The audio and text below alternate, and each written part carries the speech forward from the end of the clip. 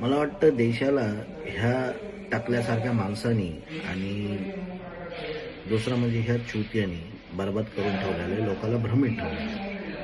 हा टकला बोलतो की मुघलांनी जितकं लुटलं त्याच्यापेक्षा ही जी राम मंदिरातली चोरी झाली ती काहीच नाही. मुघल तर काही केले तर हे परकीयच होते, ते इथं लुटायलाच आले होते. याच्यातला मुद्दा आणि हा दुसरा चुत्या सांगतो की हिंदूंनी हिंदूचेच मंदिरात चोरी केली तर याच्यामध्ये एवढा मोठा वाद करण्याची काही गरज नाही आहे. मला वाटतं याच्या मतानुसार म्हणजे हा दुसरा चुती आहे, त्याच्या म्हणण्यानुसार असं आहे की एखाद्याने हिंदूंनी हिंदूचा खून केला तर त्याला गुन्हा म्हणायचा नाही किंवा त्याने केला तो आपसी वाद आहे.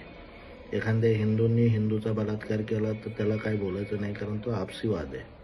ह्या दुसऱ्या टाकल्याच्या हिशोबाने मुघलांनी काय केलं म्हणून तो आत्ता आपल्याला सांगतोय, म्हणजे आत्ताची चोरी त्याच्या म्हणण्यानुसार ही चोरी नाहीच आहे किंवा ती कमी रेखली पाहिजे आणि त्यांना सोडून दिलं पाहिजे.